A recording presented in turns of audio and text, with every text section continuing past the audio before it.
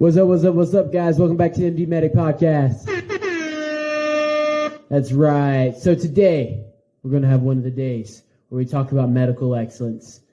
This is our very first continuing education, emergency medicine education podcast. So, we'll get right into it. Today, our topic is going to be about the importance of using capnography. That is right. The importance of using capnography. Capnography is a game changer, and I mean an absolute game changer. It is the gold standard. That's right, the gold standard. So, what is capnography?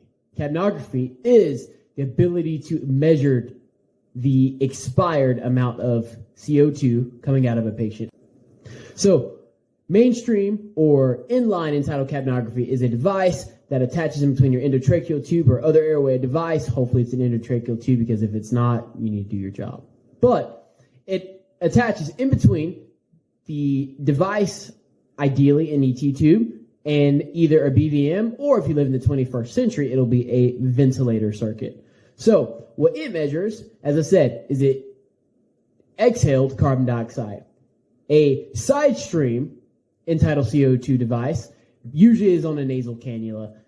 Patient can wear it over their face as they're breathing. You can run oxygen through it if they're having some, breathing difficulty, need some supplemental oxygen, and it will monitor the expired CO2 waveform and quality as this patient breathes in and out without having them dropped and intubated. So there's benefits to both, as you can see. So the end-tidal CO2 waveform looks like this. These beautiful gold boxes that represent the gold standard. Yes, the gold standard. Money for gold. Haha. Got it. Yeah. Okay, so you have these boxes that go like this in an oscillating pattern on your monitor or graphing paper when you're printed out. And there's different phases. Right, we want to see nice square waveform, nice square boxes. That's a good thing, right? That's exactly what you want. That looks like normal. And so your upstroke, the phase where it is moving upwards at the left part of the waveform, is going to be the exhalation phase. Mind you, remember, end-tidal CO2 monitors expired CO2. So you will see an increase in the waveform, the upstroke, when the patient exhales. At the very end of their exhalation, as their breath is being kind of held at the end of their exhalation phase, when air is no longer moving, then you'll have the plateau, and then when they inhale, it will rapidly drop down to zero. Pretty self-explanatory, right? End-tidal CO2 is the gold standard for 5 different things. For 1, tube placement. 2, ventilator management. 3, monitoring acid-base balance. 4, monitoring respiratory status. And 5, monitoring the perfusion status of the patient.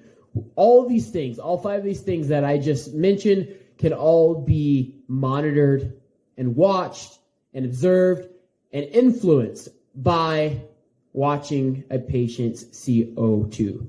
So let's get right into it. The very first thing that we're going to talk about is the use of end-tidal capnography for verification of endotracheal tube placement.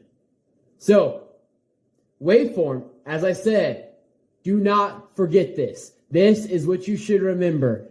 If nothing else, waveform capnography is the gold standard for verifying the placement and the maintenance of an endotracheal tube. I will say it again. End-tidal capnography, waveform capnography at that, is the gold standard for monitoring the verification of tube placement as well as the maintenance of that tube in place. Yes, it gets the air horn because it's that important. How many times have you heard old school paramedics say, "Oh my gosh, back in the day, we really didn't have end-tidal CO2. We just looked and saw the cords and saw the tube that was misting, and we knew it was in the right place. That's how we knew it was in. You young whippersnappers, you guys just want to go and use all this fancy equipment. You don't need the end-tidal CO2 to know What's going on? Well, you don't need that, and all this is extra stuff. No, don't be that guy. It is an absolute L if you do not have the tube in place, and it's simply because you didn't use Tidal CO2. So I'll give you an example of this. So in England, there's a huge Royal College of Anesthetists and, a whole society for difficult airways and everything. And this is called the Royal College of Anesthetists and the Difficult Airway Society. Really simple. So they produced a paper, a study, and it was called the Fourth National Audit Project of the Royal College of Anesthesiologists, or Anesthetists as they say in Europe, and the Difficult Airway Society. And in this study, they found that greater than 70% of airway-related ICU deaths can be contributed directly to the lack of end-tidal CO2 use. As I said, this is gold. You use this for airway confirmation. And I prefer you use end-tidal CO2 waveform monitoring and not just the colorimetric monitoring because, you can get the initial purple is bad, gold is good, gold shows that you're in the airway, but that's only good for about 6 breaths. And then after that, if you move the patient from, say inside of the old nasty trailer where grandpa coded and you now got him back and now you need to take him to the truck, take him to the hospital. If you lose the airway, if the airway gets dislodged in between the trailer and your truck, you won't know with the colorimetric monitoring. So that's why waveform capnography is best. So let's break down how you can know that you're in the airway. So, as I said, it is your lungs that go in that produce the carbon dioxide in that exchange gas. Well, don't produce carbon dioxide, but they basically convert the gases that are inside of your body in a way where you exhale carbon dioxide. Therefore, theoretically, when you're in the lungs with an advanced airway, you will see a very continuous pattern of increasing and decreasing end-tidal capnography that goes along with the breaths. As soon as you intubate a patient, the very first thing you should do after you verify that you see cords, which if you pass a tube without seeing cords, it's a loss. Don't be that guy.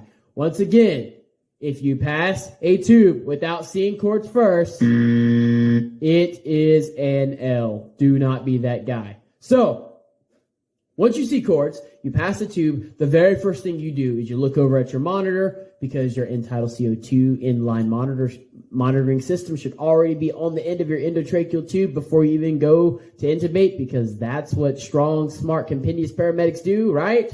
Yes. So, immediately, if you do not see a huge spike in end-tidal CO2, you are not in the airway. I will say it again. If you do not see a huge spike in end-tidal CO2 as you bag the patient after you've intubated, you are not in the airway. So, according to MCRIT, it says that at times, esophageal intubation will have a brief and low end-tidal CO2 spike, usually like 4 to 6, but it will not be the regular square waveform pattern that we talked about. It'll be these little small increases and then it'll level out. It'll be transient. So don't be the guy that says, oh, it's in there. Look, I have end-tidal CO2. But it's really just a brief, transient spike. That also is an L. Don't be that guy. So, I have a story of what happens when you don't use end-tidal CO2 like you're supposed to confirm airways. There was a paramedic that I used to work with. She will remain anonymous. For purposes of respect and other things, she will remain anonymous. So, this paramedic went on a call. And in this call, there was a patient who was airing up the tires of a huge mining tractor. I mean, one of those things that you see on TV, and the tractor is like 50 feet tall, and the wheels themselves are bigger than a person. So this mining tractor, the tires are being aired up, the pressure gauge was not working, so the patient did not know that they were overinflating the tires. The pressure within the tires reached critical mass, and they exploded with the force of an exploding supernova, and it took this guy's face off. Yeah. Horrible. Absolutely terrible. So, EMS is called, they get to scene, and this guy is on the ground, brain damage, half of his face is missing. He's a gurgling, spitting, bloody mess. Airway's a disaster. This guy absolutely needs knocked down, our side, and intubated. So, first L, not a single vital was ever taken on this patient. Yes, not a single vital was ever taken on this patient. First L. Second L, they went and they sedated the patient. They pushed a paralytic and a long-acting paralytic at that. Whenever you have a traumatic issue like that where you have a difficult airway, it is not ideal to use a long-acting paralytic, because if you do not get the airway, then you're left with a huge problem. You now have a patient who you're unable to ventilate and unable to intubate, and you are now in a really tough spot. And that also is an L. Don't be that guy. So this patient was paralyzed without even having vitals taken. And then this patient was intubated in this bloody, gurgling mess without even having visualized the cords, which is another L. Just kind of just stuck the tube into this bloody mess and then just started bagging. And they called that an intubation. And meanwhile, this was an esophageal tube. This patient was never even getting any oxygen, and this ended up being a fatality. Yes. They killed this patient because they did not verify airway confirmation using end-tidal capnography. Doesn't matter how bloody it is, doesn't matter how crazy, how messed up and jacked up the situation is, end-tidal capnography will make sure that you're in the right hole and that you're actually saving lives and not killing this person.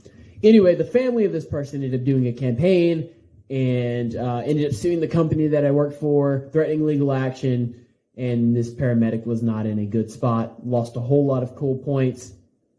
Do not be that person. You can simply use a tool that has been given to us by every agency in tidal capnography and verify your tube placement so that this doesn't happen. All right. Number 2, the second thing that we're going to use end-tidal capnography for is for ventilator management. So this will be a little bit more complicated for some of you people who are not used to the critical care transport aspect or work for a 911 service that does not carry ventilators. But it's a very good conceptual exercise for you so you can understand the physiology of breathing and a ventilator science. So when a patient is intubated correctly, you verified your airway placement, you've given the proper paralytic, the patient is well sedated, the patient is paralyzed by an agent like vecuronium, rocuronium, pancuronium, succinylcholine, and therefore they are not able to breathe on their own because their respiratory muscles are paralyzed due to neuromuscular blockade. So, patient is now on the ventilator. Let's just say you set this patient on the ventilator in assist control mode with the rate of 12, with a tidal volume of 450, with a PEEP of 5, with an FiO2 of 100%. And this patient is, say, a brain-injured patient who we know need to have constant oxygenation. One episode of hypoxia or hypotension increases mortality in brain-injured patients greater than 50%. So, for that, you want to make sure that you are completely in control of this patient's airway, completely in control of the respiratory drive, completely sure that they are only breathing when you want them to breathe. You have all of the power. So now you're in your helicopter, you are in your ER, you're in your ICU, you are in your ambulance, you're driving, and now all of a sudden this patient is no longer paralyzed and they're breathing against the vent. And because they're fighting the vent so much, the vent is no longer delivering effective breaths. And the next thing you look over and the patient's now satting at 86%. And you are in a tough spot because we all know that patients who get hypoxic with a brain injury, that's also an L. You don't want to be that guy. So, how could you have seen this happening in advance before it got this bad? You could have used your awesome, your fantastic, your amazing, your gold standard tool, end-tidal capnography. And here's how you use it. So, when you look at a waveform, a proper end-tidal capnography waveform like we saw before, you have the upstrokes, the plateau, the downstrokes, and then the period in between breaths, right? That's normal. That's great. It should be at a rate of 12. The patient should be exhaling over whatever exhalation time that you set, inhaling over the inhalation time that you set, and only breathing when the ventilator is doing the work that you want it to do. However, when a patient is not well sedated or paralyzed and they still have spontaneous respiratory drive underneath the vent and are overworking the ventilatory effort of the ventilator, you will start to see these things called curare clefs in the capnography waveform. So these curare clefs represent patients taking extra breaths over top of your breaths. So, for example, if you see it on the top of the plateau, you see that the patient, when they should be at the end of their exhalation phase, they're exhaling and inhaling again. As the waveform takes a diversion downwards, that downward deflection, as I said, is an inhalation, and the upward deflection is an exhalation. When you start to see curare clefs come up, then you know that it is now a time to reassess the situation. If it's a situation like the brain injured patient, you're going to want to reparalyze them so that you can be doing all of the work. If it's not so much of an issue where, it's not so bad that the patient's taking spontaneous breaths, you can maybe change the ventilator to SIMV mode, which is basically a mode that breathes along with the patient and gives them some pressure support. So when they take a breath, it initializes the breath and just resets the timing system of when breaths are delivered. Or in the case of a brain injured patient, as they're providing resistance against the ventilator by exhaling against it as it's trying to push in, you're increasing intracranial pressure. That case, you just want to knock them down, paralyze them, and you do all the work for them. So if you don't watch in Tidal CO2, you will miss things on the ventilator that could be happening, like possible leaks. If the patient is not getting the breaths that they need, it could be due to a vent circuit issue, and you will see that is an actual ventilatory failure. You'll see that on a lack of waveform or a decrease in waveform on the in-Tidal CO2 monitor. You might also be able to see vent delivery issues that are due to the vent just not working, not getting enough oxygen. Once again, will cause a decrease or an absence of waveform. So since we're talking about ventilation, that can move us into the next use of in-Tidal CO2, and that is to watch the acid-base balance of the human body during ventilation or during that exact moment. So, that sounds a little complicated. Let's jump into this and make it happen. So, we know that the average person, healthy human being, they're supposed to have a blood pH of 7.35 to 7.45. That is a normal physiological pH range, with the perfect pH in medical school textbooks being about 7.4. Anything lower than 7.35 is going to be considered an acidosis or an acidotic state. Anything over 7.45 is going to be considered an alkalosis or an alkalotic state.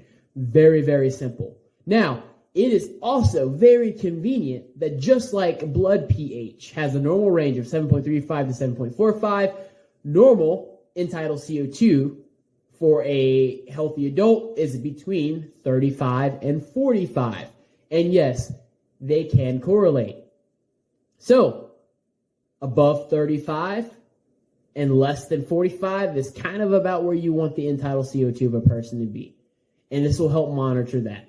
So, with your acid-base state, your body is able to regulate its pH state by two different systems, your renal system and your respiratory system. So, your renal system is your kidneys.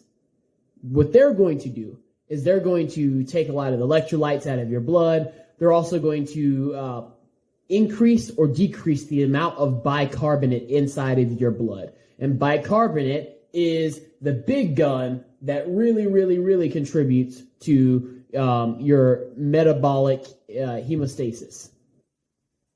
Your metabolic homeostasis. I'm sorry, not hemostasis. Homeostasis.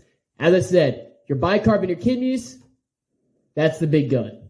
That's the one that does most of the work. However, that takes time, right? So, the big gun, that takes time to use. It takes hours to sometimes days for your renal compensation to really go into effect to fix a metabolic derangement. So your minute-to-minute, second-to-second way of fixing things is through your respiratory system. So your respiratory system is able to compensate on a minute-to-minute, second-by-second base to metabolic changes and changes in your pH state. So the way that happens, I don't know if you guys remember your CO2 bicarbonate buffering system in the blood. So basically, when you breathe in air, you inhale, you take in a mixture of oxygen, nitrogen, argon, things like that. The oxygen goes into your blood, transports to your tissue beds, into your cells. The diffusion happens, CO2 from your cells is offloaded back into your bloodstream. Now the CO2, at that point, CO2, when dissolved in solution, creates carbonic acid, which has a lower pH, which brings your overall pH down when you're retaining a lot of CO2. Very, very simple. When you're retaining a lot of CO2, your pH goes down because it's increasing carbonic acid. Now, the way to shift that is what your kidneys can help doing by turning that into bicarbonate. But also, a way you can quickly get rid of that outside of your kidneys is if you are able to quickly blow off by increasing your respiratory rate, the excess CO2, then there's less carbonic acid in your bloodstream and your pH will start to go back up. It is very dynamic, but when you really think about it at a 10,000-foot view, when you really think at it from a 10,000-foot view, it makes sense. So, generally, the way that we can monitor, the way that we can monitor a patient's end-tidal or blood CO2 without having to get a ABG every 5 minutes is we can look at their end-tidal CO2. So MCRIT also, shout out to Scott Weingard and his crew, MCRIT also says that most patients have an end-tidal CO2, but that's about 3 to 5 millimeters of mercury below their PaCO2, which is going to be their arterial CO2. In a normal healthy patient, but that could also be a difference of 10 to 15 millimeters of mercury below the PaO2 if the lungs are not healthy, which makes sense. The lungs are not able to exchange gas like they should. The lungs are also trapping a lot of dead space air, so they're not able to exchange CO2 and oxygen like they normally should. The dead space air does not count in perfusion and ventilation and cellular respiration. So that's why you'll have that derangement. But in general, in your healthy person with healthy lungs, I should say, their end-tidal CO2 should be 3 to 5 lower than their PaCO2. Now, why does this matter?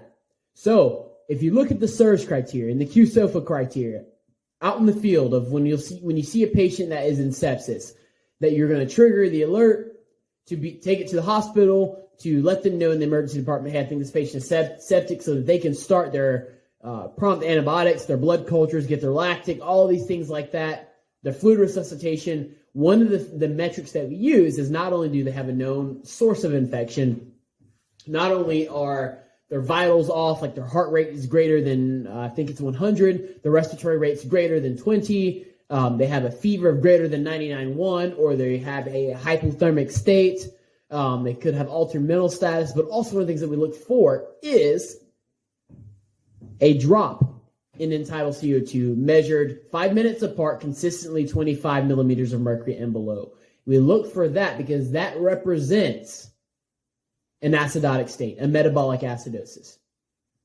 So this is because when your body is under stress, when you have tissue injury, when you have hypoxia, your cells can start to lyse, or they can start to use glycolysis rather than regular cellular respiration that goes through the citric acid cycle after glycolysis. And the product of just glycolysis itself and anaerobic metabolism is lactic acid. Lactic acid will dump into your body when there's a lot of tissue injury or tissue hypoxia due to perfusion, i.e. in sepsis, and then your lactate levels will increase and your pH will go down.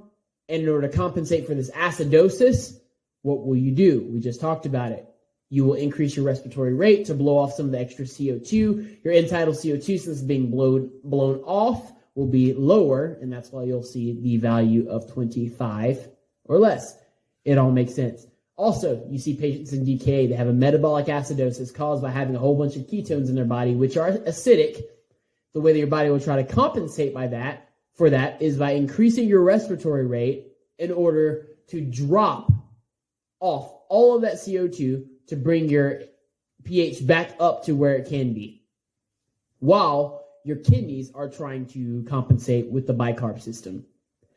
So, one thing that we can use Tidal CO2 for is targeting the optimal amount of respiratory compensation in our patients that are in metabolic acidosis. So say you have a really septic and sick patient, right? This patient is really sick, they're dying, they're on multiple pressors, they're on neosynephrine, they're levo-fed, they've gotten all kinds of fluid resuscitation, they've gotten antibiotics, but this patient is just really, really sick and in shock. Your critical care transport team was called to transport this patient from the little rural ER in a critical access hospital over to the university-based tertiary care center, and you now have this patient, you've had to intubate them, and you are trying to figure out how you maximize the compensatory status of this patient who is in extremis, and anything you can do to help their metabolic status you want to do. So you've knocked this patient down the back of your truck once you've loaded them up from the sending ER. Now you're looking at your vent settings. You got an ABG from the hospital that's sending, and so let's just say their blood pH is 7.0. They're in a acidotic state. So in order for you to get the very, very best respiratory rate of your ventilated patient, to give them the maximum amount of compensation on the respiratory side for their acidosis, there's a little tip, a little trick, a formula you can use called de Winter's formula. Yes, and de Winter's formula basically shows you the maximum amount of compensation that you'll be able to do with your respiratory system for a metabolic acidosis. De Winter's formula will give you the target end-tidal CO2 that you should shoot for in a patient who you are controlling their ventilations that will give them the optimal amount of compensation on the respiratory side for a metabolic acidosis. And the way that you target this, the way that you calculate this optimal end-tidal CO2 with this Winter's formula would be to take the patient's bicarb, and that's the bicarb that you get off of their ABG, which I said that you were given by the sending hospital. You multiply that by 1.5, and then you add 8 to that, and that will give you the optimal PaCO2 of a patient who is compensating at their optimal amount for this metabolic acidosis. This will give you the PaCO2 of the maximum amount of respiratory compensation that you'll be able to give for this metabolic acidosis patient. And remember, how do you find the end-tidal CO2 that you will match? Yes, thank you. You subtract 3 to 5 from this PaCO2 value that the de Winter's formula gives you, and that'll give you the end-tidal CO2 value that you shoot at and that you manage your ventilator settings to. Really simple. You know all of this by simply understanding how end-tidal CO2 works. Number 3. The third thing end-tidal CO2 is fantastic for, and I do mean the gold standard. The third thing that it is fantastic for is monitoring the overall respiratory status, the respiratory quality of your patient. So, if you look at the waveform, it will change in different types of breathing issues. So, for example, you have a patient who has obstructive lung disease. So, asthma, COPD, things like that. The problem is not getting air in. The problem is constriction down at the bronchial level that makes it difficult to get air out. So as the patient's exhaling, there's resistance, and so it takes longer to get this air out.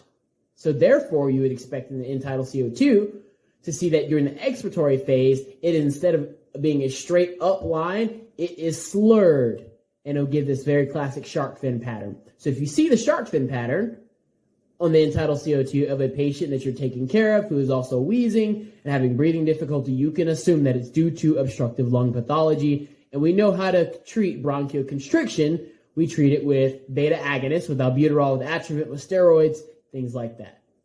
Really simple. We tie it all together. You can see if their patient is obstructed in the exhalation phase, but you can also see the pattern, the breathing pattern of the patient. So, for example, in Cheyne-Stokes respiration, where a person is hit upside the head with the baseball bat, just straight clobbered, and they're posturing, they're doing this number, they'll be breathing all funny because they're herniating, right? You look at Cushing's triad. So that Cushing's triad, which is going to say, hey, this patient's probably herniating due to a brain injury. You're going to have crazy respirations, increased blood pressure, and a drop in heart rate. And so the crazy respirations, they're called Cheyne-Stokes respirations. If you ever see it, it's really crazy. It's the weirdest thing, but it's basically where a patient has increasing depth and frequency of their breaths, followed by periods of apnea. But you'll be able to see this really crazy pattern on the end-tidal capnography that says, hey, you're in Cheyne-Stokes respirations. You'll be able to see exactly what's happening. Same thing with Kussmaul's respirations with a patient in DK or any kind of metabolic acidosis. They have a very peculiar respiratory pattern when they are trying to compensate. Remember, we just talked about that. When they're trying to compensate for their metabolic acidosis by changing their respiratory rate and quality. Another thing that's really important is if you see that your patient just stops their end-tidal CO2, that it was not going in nice waveforms like that, and then it just stops, just flatline. It is very possible that your patient is now apneic, and that will cause a fatality. So you want to fix that. No waveform. After having waveform, either the patient took it off, or they might be apneic. That's a problem. Don't be that guy. Don't let that happen. All right, and the very last thing, number 5, the fifth thing that you can use end-tidal capnography for, the gold standard, is to monitor the perfusion status of the patient. I know that's really complicated. Let's see if I can break that down so you can understand it. So, when we breathe in oxygen and exhale CO2, what's happening is gas exchange and cellular respiration down at the cellular level. So, you breathe in oxygen, the oxygen goes into your bloodstream, the oxygen goes to all of your cells, through the capillary beds. In each one of your cells, right, your body converts oxygen and glucose to ATP, which is the energy that your body can use very rapidly on the cellular level, and the other byproduct is CO2. So basically, your body takes the glucose, breaks it down through the process of glycolysis, turns it into pyruvic acid. That pyruvic acid then enters the mitochondria, turns into acetylcholine, and then that acetylcholine or acetyl-CoA then goes through the citric acid cycle using oxygen as a cofactor, getting turned from there into citric acid and then to aconitase and then to alpha-ketoglutarate all the way down until basically a bunch of ATPs are produced by the citric acid cycle, and at the very end, the last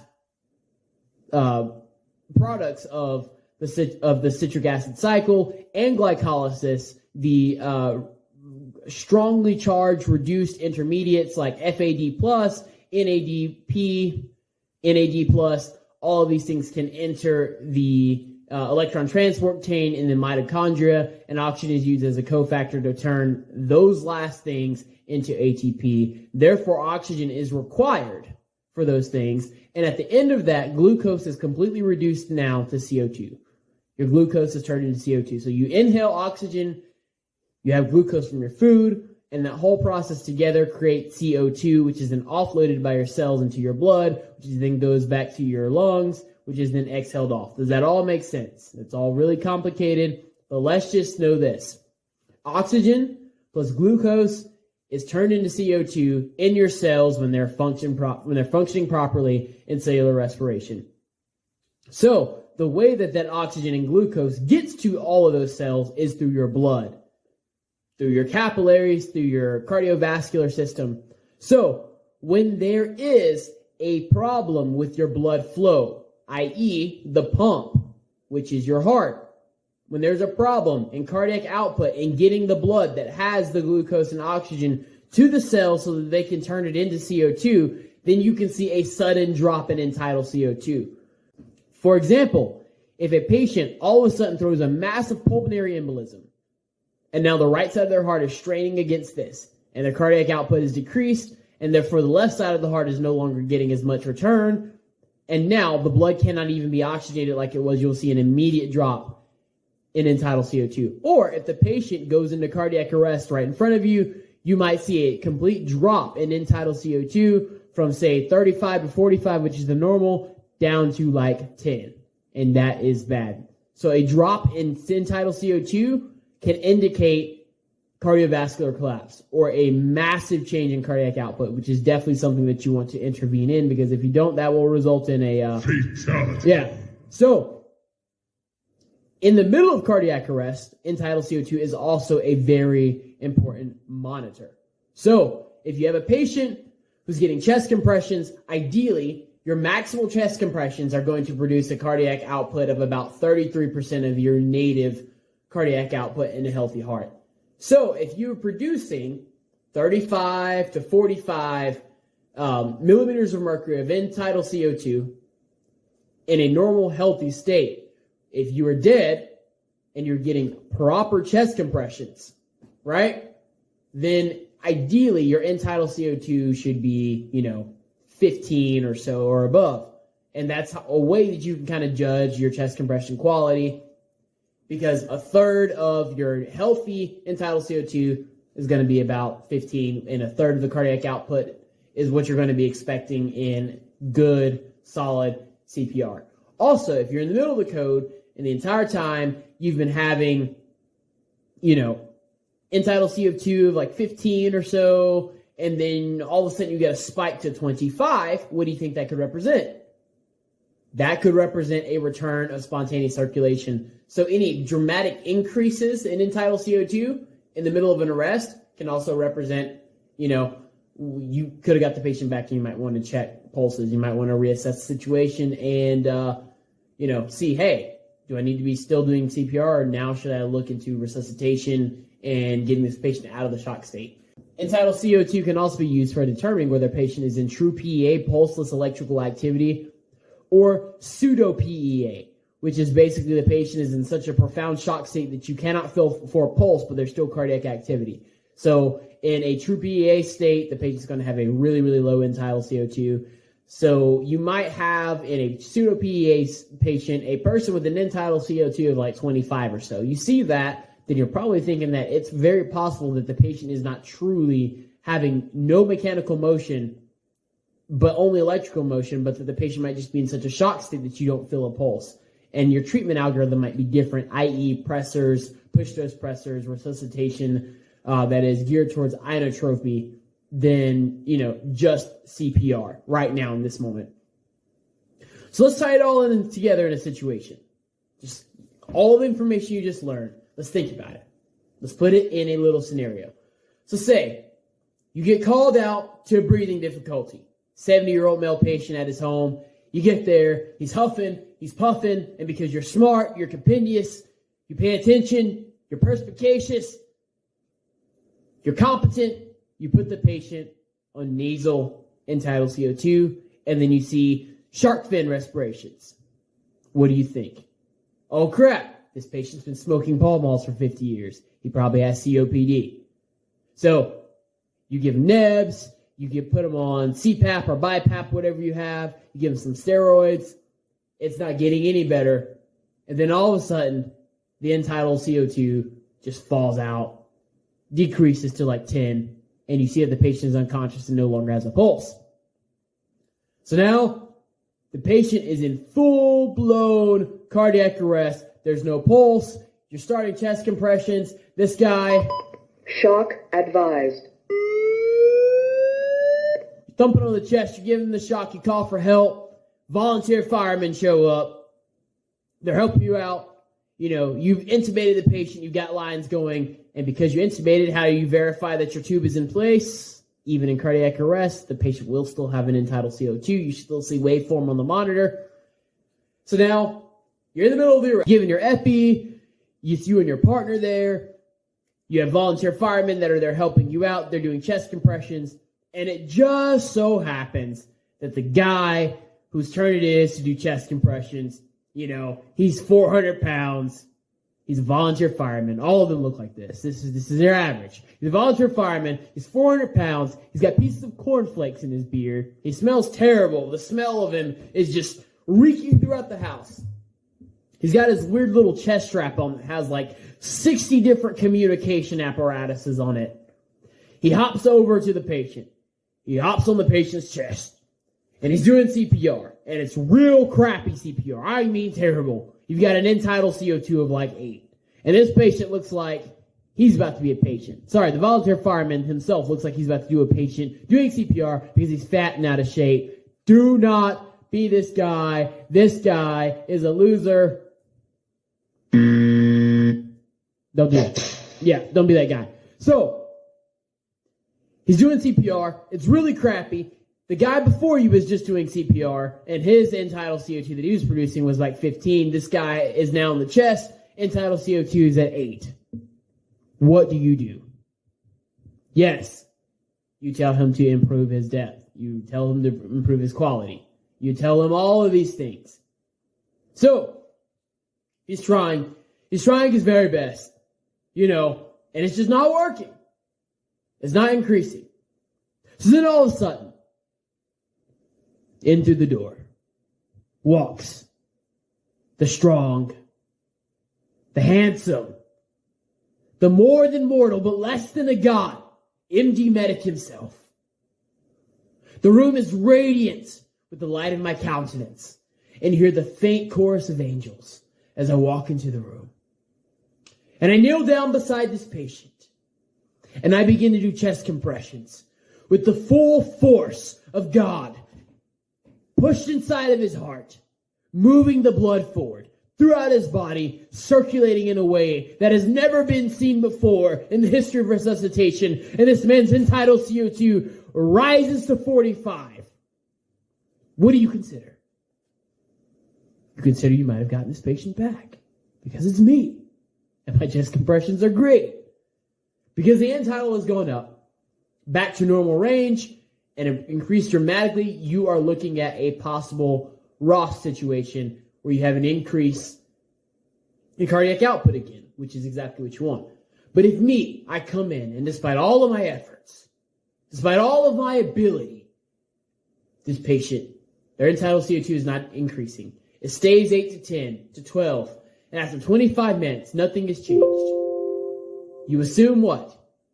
Yes, you can go ahead and consider termination, because even the MD medic could not save this guy from his poor habits and 50 years of Paul Malls, and it was just his time, and his body was like, Hell no, to the no, no, no, hell to the no, hell to the no, to the no, no, no. It was tired of all of that abuse, and it said, we are done.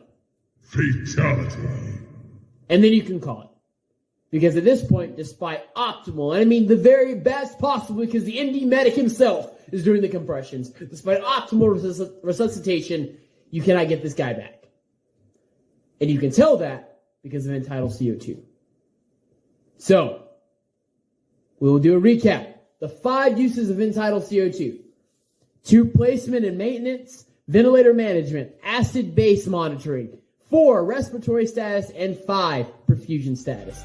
Thank you guys for watching. I hope you guys enjoyed the educational content and the way that we presented it forward. Thank you for watching the MD Medic Podcast. Be sure to like and subscribe and join us for our extra material that we're going to produce to make you the best, the strongest, the smartest paramedic, doctor, nurse, and emergency medicine that you can possibly be.